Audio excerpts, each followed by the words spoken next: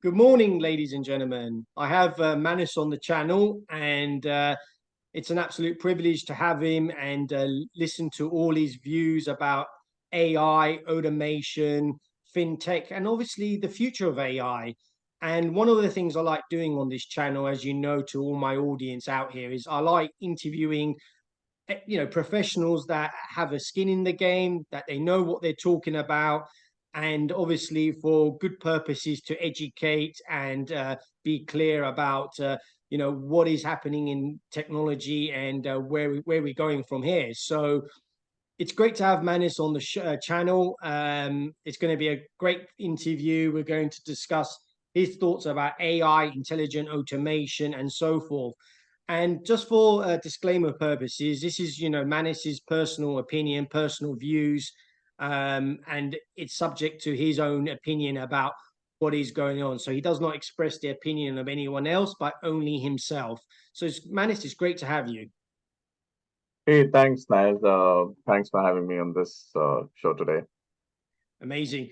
So Manis, I know that you're quite seasoned in AI technology. You understand for many, many years working for, different companies, shall we say, this overall knowledge and awareness that, you can share with my audience. First things first, why AI and why did you get into this specific area of interest? So I think for that, I think I'll have to answer with how the market has really progressed. Back in 2010, 11, early days, the word digital started buzzing, right? But what was digital? Digital was all about moving any sort of a business away from a typical brick and mortar model and getting it online in some way or the other, right? That eventually started evolving into cloud products being coming out in the market, right? So organizations with all their legacy on-premise models started rolling out cloud products, gave customers more flexibility, lesser headaches on maintaining the infrastructure, easy scalability, all of that. But then with all these new forms of technology, one very important lever which was missing from the market was actually the low, the one that affects the bottom line, and this is the intention with which robotics came into the market first. And of course, robotics alone can't do a lot of things, and it can do a lot of things. Now there are a lot of use cases to affect the top line and revenues of an organization as well. But then when it was initially thought upon as a tool, it was thought upon to save and get operational savings for organizations or get some sort of compliance or take away the tedious tasks for employees. Which, of course, the next logical step to that was AI, which would get some intelligence into the robots and into your operations of how they're performed. Now, this is not only related to robots, it's related to any technology in your operations, right? And this is where AI gets the element of intelligence. And we always divide AI in two parts, right? We call it semi-cognitive and we call it cognitive, right? So semi-cognitive is which augments a human action, right? So say a machine learning based model that could just do NLP for you, natural language processing, but the rest of the actions in the workflow could be done by a human. But then there is the cognitive piece, right? Which is your generative AI, which can understand the intent with which you are asking a particular question, give you a particular response. So, and then around the KYC fraud, these are smarter engines. So these are cognitive engines in that sense. So I think it was a logical step that the market has taken. But then, prior to 2010, the technology curve slightly went like at an angle of about Vertical, 40, 50 degrees upwards. But then with this particular set of AI and robotics in the last 5 or 6 years, it's just skyrocketed. It's just going at an 80-degree angle in that sense, right? So and it doesn't seem to be slowing down, does it, Manis? It doesn't seem to be slowing down. It won't actually. In fact, it's evolving on a daily basis. While people had started accepting the idea of AI models and custom modeling and all of that, and creating products around it. Suddenly we see the wave of generative AI. Now, it's not even completely validated as an idea, and a lot of organizations, for example, it's a public case study of Mercedes launching generative AI in their cars, right? As an assistant, as a digital assistant. Yeah. A lot of organizations are looking to use generative AI in front offices. So in finance, so it's endless. And generative AI is barely a subject. OpenAI launched what, about a year back, right? So Yeah, within a year, it has transformed and skyrocketed. grown Yeah, so quickly. We've never seen any technology do that in the past. So.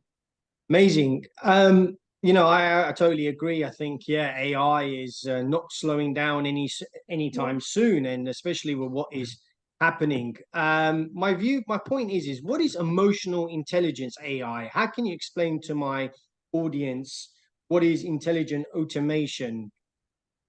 So intelligent automation is, as I said, we divide automation into three parts. So robotics is the one which will mimic human actions. When I say mimic, it means if I ask a robot to move from point A to point B and then to point C, it will do exactly the same in exactly the same order as I defined. But if there is a requirement to go from point A to point C in the first instance, it won't be able to do that because we haven't trained it. So let's say a robot doesn't have a brain of its own. It works with whatever it's instructed to do. Uh, the Yeah, second level is semi-cognitive, where it understands, where there is some bit of interpretation understanding. Yeah, and analysis involved, and then that drives an outcome for your operation. So that is semi-cognitive, and which augments the way of working, as I said, for the humans. And then there is the cognitive piece where the system is actually able to think like a human, whether it's sentiment analysis, uh, the system knows how to route a particular ticket, for example, yeah. right? So intelligent automation is the semi-cognitive and the cognitive part, which is Mhm. intelligent, which mimics or augments human actions with some intelligence, uh, and combines it to automate a particular process or give you a particular outcome, or increase your efficiency in any way. This is called intelligent automation. Amazing. There's something that I didn't even know, and I'm sure that my audience sort of watching this video interview, these new buzzwords that come out, we're still trying to keep in grasp of what is AI technology and the simplified meaning of what AI does. Where do you see these systems heading to? Where do you see AI sort of where is the market for it right now, and what is it attracting businesses to use this technology? Where do you see it going So I think there can be a very long answer for that, but then I'll try Yeah, and structure that in a uh, short way. Yeah, in the words the audience will understand more quickly, right? So one is yeah, the way a typical organization operates. That is going to be bucket one of what I'm going to discuss. yeah. Bucket two is the Web 3.0, right? Where we are looking at the metaverse, how does it affect the blockchain, NFTs. all these other new environments. And the third bucket is actually around generative AI, right? So we'll discuss these three buckets. Now, when we speak about bucket one, which is a typical organization, we've seen back office being one of the earliest adopters, and any process that involves a lot of transactions, a lot of validations, with an element of human intelligence, has seen the adoption of AI quite heavily. For example, in banking, fraud detection, right? There are millions of transactions that go through a core banking system every day. How True. do you really figure out which one is a fraud transaction, right? Uh, AI for intelligent document processing, right? There are millions of documents that an organization is processing on a daily basis, which are unstructured or semi-structured. How do you use machine intelligence to actually extract the information from those documents and put it in a workflow for them to be executed? So from an organization perspective, I break it into two parts typically, the back office and the front office. So back office, of course, I spoke about, gave you two examples around fraud management, around invoice processing or document processing, as we call it. The front office, however, has taken a very different shift. We are looking at organizations start using conversational AI. So a bit more of a And seamless process, right? So the audience understands. A bit more easy. Yeah, yeah, so for the front office, which is your contact center, so any function which is facing a customer for a brand yeah. is called the front office. So it could be your sales, it could be your contact center, your customer service, as we typically call it. in the customer service, especially, we've seen something that we call as the conversational AI. Now, what is conversational AI, right? So conversational AI is the fact that you won't be really calling into a call center anymore, pressing the keys on your keypad, trying to get routed to the right person on the other end to have a conversation. It is more about having an AI generated system that can interact with you, right? Mm-hmm. Generate a voice, interact with you, understand your query, and then be connected to all the backend systems of the organization to go and make updates as required, right? So it's taken a huge leap. This gets huge savings for organizations. There is consistent customer experience that So it's organizations cutting have because of costs it. down, is it? Cutting costs, Uh, resources. I think more than cutting costs, organizations, of course, that is a key metric that a lot of organizations Is, look yeah. at. But it's also about consistent customer experience. It's about Better there is customer no, experience. Mm. yeah. Usually, customer service as an industry is a high iteration industry. So we see a lot of people come and leave because these are jobs that work on high rotation in that sense. This is where it's helped. It's helped customer experience and employee experience because now all the generic queries are being taken care by the AI, and the humans are typically in the loop for something more technical that requires more thought process or requires their expertise, right? So it's improving employee experience as well because if I'm sitting and if I'm kind of answering all generic calls throughout the day, um, at one point in time, I'll probably just give up and I'll say I need to do something else in my life. How do I make my own employees' experience more worth it, right? So AI in that sense is affecting in the front office the customer experience and the employee experience both. Um, I spoke about the back office. Now I'll move on to the second block, which is Web 3.0. So in Web 3.0, we'll touch upon two topics. One is your metaverse and your blockchain. So blockchain, again, we all know it's a distributed ledger. Everything is recorded. But then if there is AI on Yeah. every node of the blockchain, it makes our system more foolproof in terms of recording every transaction, assessing, analyzing trends, and giving you the right responses if you feel any transaction is fraudulent, right?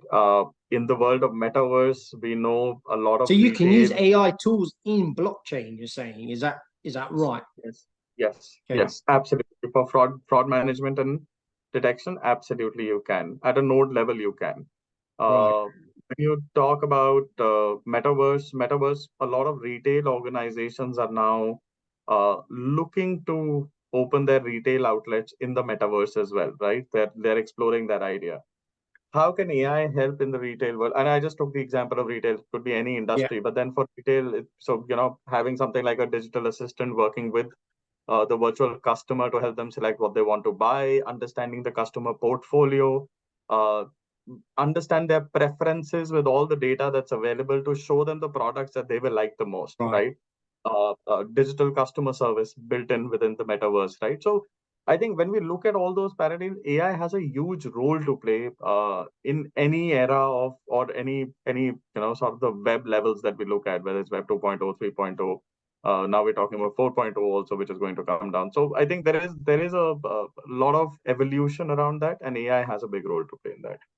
Wow, what an amazing answer and very clear and understanding to learn. I'm sure my audience would want to hear this because it's obviously very, very important. So thank you for sharing that, Manis. Where do you see the potential threat of AI intelligence? Do you see any sort of fallbacks or threat existing within this system that we're using or currently So trialing, I would it's say a as well? it's a very interesting question. I think two things. I think one is when I speak about generative AI is designed in a way that it's supposed to give you an answer which is different every time, right? Yeah. Or can be different every time, right? How do you really create the guardrails for generative AI when you're implementing that within an organization, connecting it to an organization's data sources to make sure the response it is giving to their customers, vendors, employees is within the guardrails? For example, uh, if I say something rude to the AI should not say something rude back to me, right? As a customer, if I go to a brand and I'm talking to their AI, which is a generative AI engine, I say something rude or bad to them, they shouldn't come back and say anything. So I think this is one challenge that the organizations or the Mm, industry will face and are facing at this point in time. This is a big question mark. How do we control the output and circumference that output of a generative AI to stay within the compliance framework, right? Whatever the right. organization's compliance framework is. Whereas typical AI models, you can train everything. You design a conversation, you have everything within the limits because you are setting it up, right? So you know what the AI is going to speak. But Hmm. generative AI is slightly different. Large language models operate in a different way. The second biggest issue with regards to AI, now we need to understand AI works on deep learning mechanisms, neural Right. networks, etc. Right? So, what is that? Right? It is the fact it's as good as uh, any new model that you develop. It's like a infant that you have to give a lot of books to read to understand something, right? That's how it works. So you have to make the AI learn. Right. What is that? What is that source of learning for the AI? That is data, right? And data is in vast amounts in any organization. But the problem is there are great AI algorithms in the market that people are building, but Yeah. are they effective enough? The answer is maybe yes, maybe no. But if it's 100% definitely not completely accurate as it's supposed to be. And the reason for that is that the input data, the data which is going, Hmm. cannot have junk in it because it's garbage in, garbage out. That's how it works. If you train the AI in the wrong way, if It you will do the basically wrong feed it the wrong, things. yeah, it Mm, will feed, if you feed them the wrong things, they'll learn the wrong things and it'll start affecting the output that you have. yeah. So how do you make sure that you control stage one? Basically, whatever you're feeding to the algorithm to learn, that itself is very strong, structured, and is verified to be the right thing that the AI can consume to learn and, of course, Right. evolve as it goes. The third thing is because there is so much of data involved and data sources involved and so much of computational powers involved, everything's there. Uh, the challenge here is going to be data privacy, right? So Which organizations is a will hot have topic right now. Yeah. to design extremely strong frameworks to ensure data privacy uh, and make sure it's a well laid architecture in terms of how the data is flowing within the organization.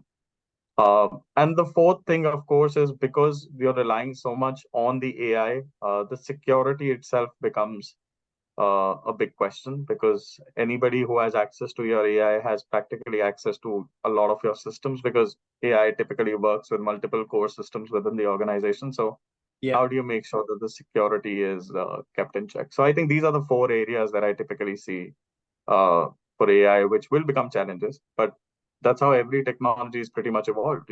We've seen the last 15 years or so, a new technology comes in, there is rapid adoption, and then after 2 years, the industry starts realizing, oh, maybe I could have done this better. How do Yeah. I improve on this, etc. So, How but do I you get think it better? AI Yeah. being a wave here to last for the next till the time we are alive, honestly, because AI is going to evolve Wow. from here. But then it's important to plan better to start in the with the right set of planning on the ground so that it's sustainable. It creates the right balance of ecosystem between humans and technology coexisting together within an organization.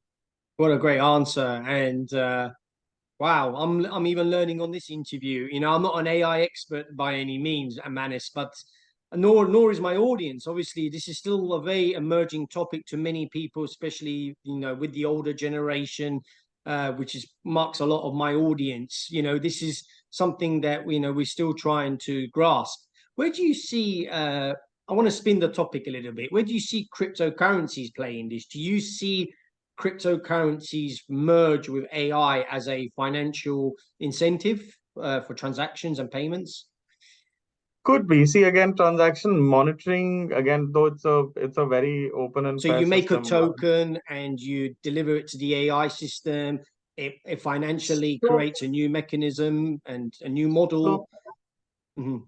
So typically in the world of finance, at least in the world of crypto blockchain, we've seen uh, AI play a very important role when it comes to, as I said, fraud detection, right? While Okay.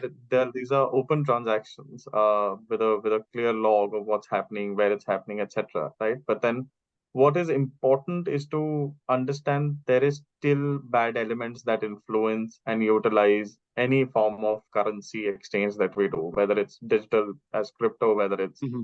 just a bank transaction. So everywhere AI plays the first role of a guard on the door, right? Somebody who's looking at every transaction and making sure is calling out the outliers that don't fall within Yeah. the the set limits, Framework. if I have to Hmm. call it so.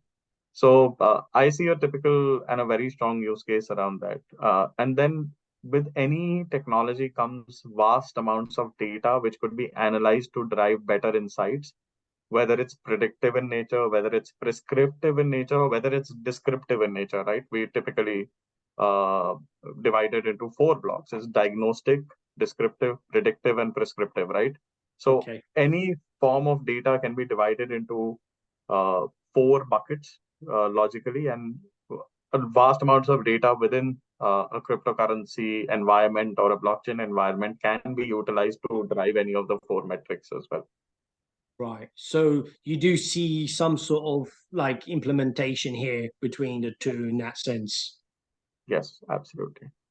Okay, and what a great interview this is. And my final question is as time goes by, where do you see intelligent automation systems playing a part in business? Where are you more like optimistic that these business tools are going to be used, say, in the next sort of 6 to 12 months, or do we need human beings to be replaced and implement these workforces and tasks? Because as we hear, there's been a lot of headlines lately that AI will take your jobs, that people will be out of work because there's more easier way of doing things.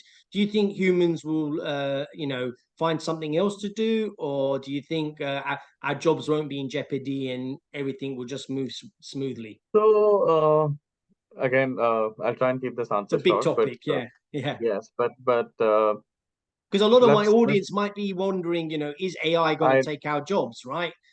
absolutely understand, and I'll give you an answer for that. Let's go 30 years back, right? When the Yeah, Industrial Revolution started. What happened in factories, right? Everything end to end was manufactured by hand by my humans, people, yeah. people, and then right from, say, if somebody's manufacturing a car, right from carving out the structure to every nut and bolt that goes into a car was done by people. Hmm. Uh, Today's age, there are robots doing that, right? We've seen that in the manufacturing world, Yeah. the revolution of robots, right?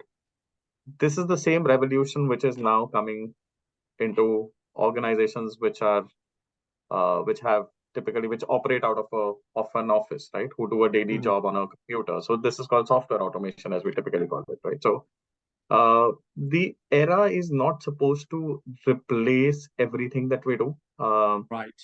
but certainly yes, for the things that require vast amount of analysis, which is beyond our realms of thinking. Say tracking millions of transactions. For example, if you sit and do that manually, you will only do sample audits. You will never go through all the million transactions. So AI plays a better role there. Things that are mundane in nature. If I have to come down every day, sit at my desk, take data from four systems and create an Excel and send it out to the management for reporting, I can just use automation for that because there's no intelligence that I'm using in it. I'm honestly just copy pasting and I'm doing a standard operating procedure day on day to Yeah. send a response. The third thing is more to do with consistent customer experience. And again, organizations are looking to achieve that because, say, Mhm. banking as an environment, right?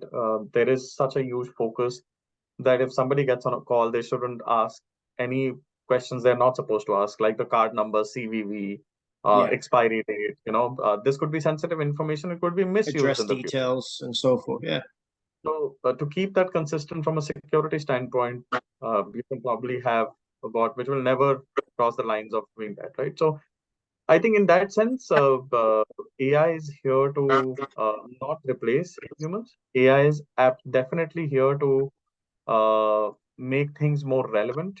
Uh, uh, Right. take away the repetitive, boring part of our jobs, keep us as somebody who manages the AI rather than AI managing it. So that's how I look at it. Amazing. What a great interview this has been, and so much packed full of information, knowledge, how would I say, education. Everything is combined in this is why we made this interview happen. Manis was equally excited as I was to get this underway, get the work done, and show that it's very important to get another professional on board to share his views. And to all my audience, I really, truly hope you enjoyed this video interview. You learned something from it, and do connect to Manis. We're going to do some great things in the future, hopefully, and so forth. Any final thoughts, Manis? So I think, firstly, thanks a lot, Nas, for having me over. And just on the subject of AI and robotics, I think this is the future. All of us should start accepting it and not be scared of it. We can always know how to make it work with us. So humans and technology have to coexist to have a better world in the future. So that's how I look at it. That's it. Thank you, Manis. And I hope my audience enjoyed this video interview. Thank you very much, Sure. and have a great Thanks, day. Nas. Bye-bye. See ya. Bye-bye.